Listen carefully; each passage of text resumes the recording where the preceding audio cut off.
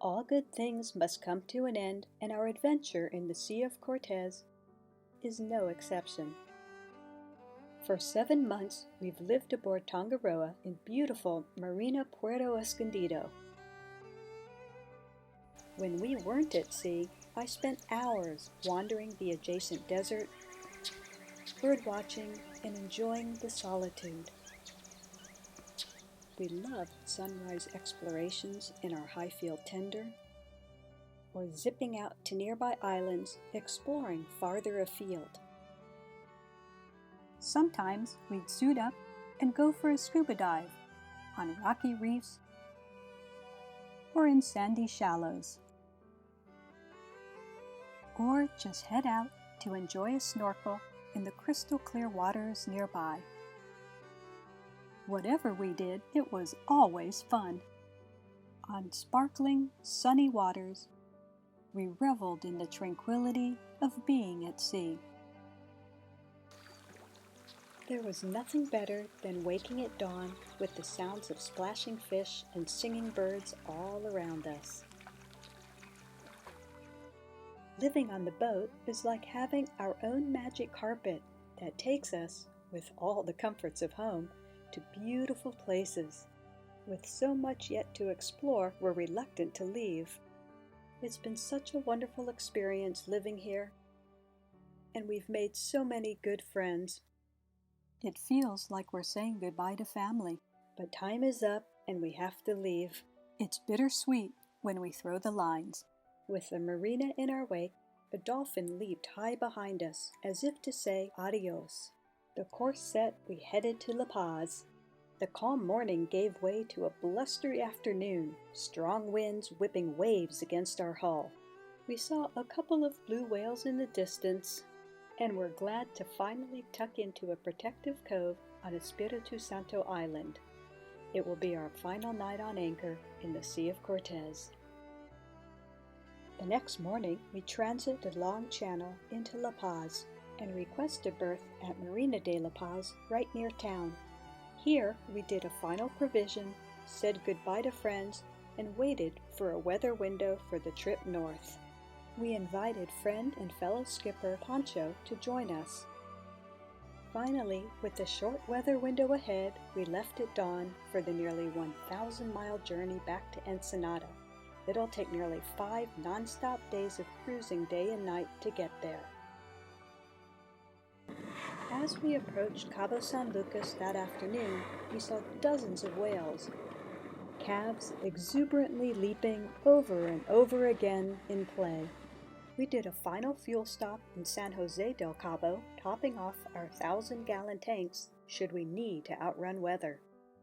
I cooked dinner while we were underway, and that evening we rounded the tip of the peninsula and headed north. It's a beautiful full moon night with a light swell rolling under our keel. I take the first helm watch, keeping an eye out on the instruments and a close watch on the radar. I enjoy a quiet 4-hour shift and, as chief navigator, set our course 120 miles ahead. Tom and Pancho take shifts during the night, and we wake to a lovely dawn. The ocean has so many moods, and calm ones like this are absolutely glorious. Tom loves sitting on the bow, mesmerized by the open ocean.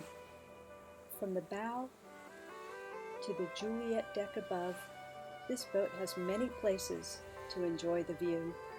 Looking through the sunroof affords a bird's eye view of the birds. I spend most of my time at sea bird watching and trying to get video of birds in flight. Later that day, long ocean swells picked up.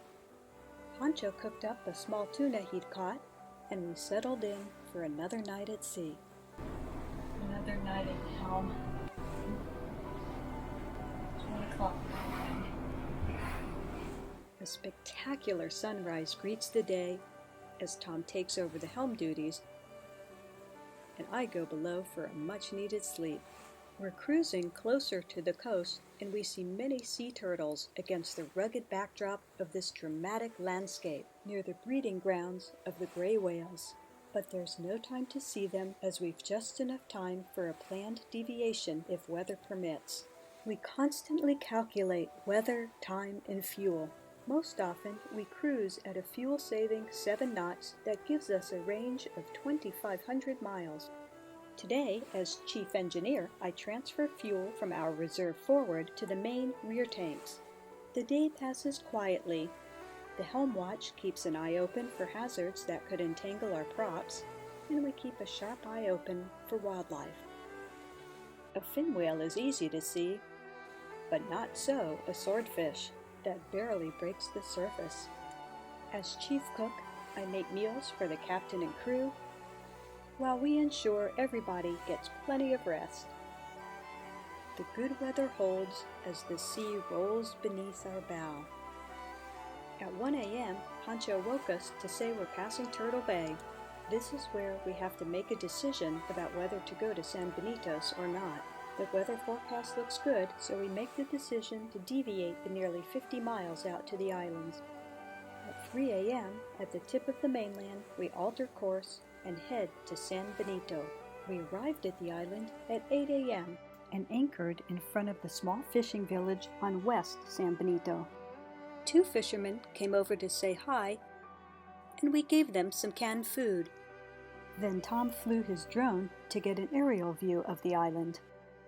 Benitos is 75 miles away from the mainland, and it feels very remote out here. We repositioned Tangaroa from west to east San Benito.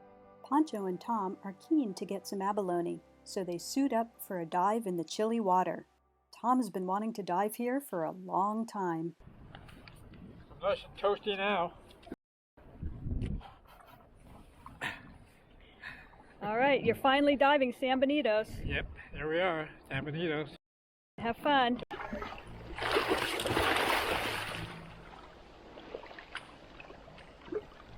Pancho returns with a dozen abalone he later cooks for dinner. I check the weather again. That big blow is heading our way. With everything safely stowed, we head out into seas that are picking up with the wind. I set our course for the night, and again we take turns watching the helm. The seas are bumpy and squirrely all night long. It's times like these when we truly appreciate the outstanding design and long-range performance of our Maritimo. We've been sipping fuel, going slowly for most of our voyage, in no hurry to rush anywhere. But now, with bad weather bearing down on us, we have the fuel and range to outrun the storm. With a bright moon rising in the east and a lovely sunset to the west, we ended our final day at sea. We reached Ensenada by midnight and, tied to the dock, slept soundly. We said adios to Pancho, finished our paperwork, waited 2 days for good weather, and finally left Ensenada bound for the United States. With nearly half a tank of fuel still on board, we decided to zip home, cruising at 15 fast knots. Near the border, we passed the giant floating pens where bluefin tuna are raised. Pods of dolphins had a grand time surfing in Tangaroa's wake. A few hours from Ensenada, we reached San Diego, used an app to clear Customs and Border Patrol, and an hour later, we're back on course, heading to Newport Beach. We felt a great sense of accomplishment when we tied up at Basin Marine in Newport Beach after an adventure-filled year living aboard our Maritimo motor yacht.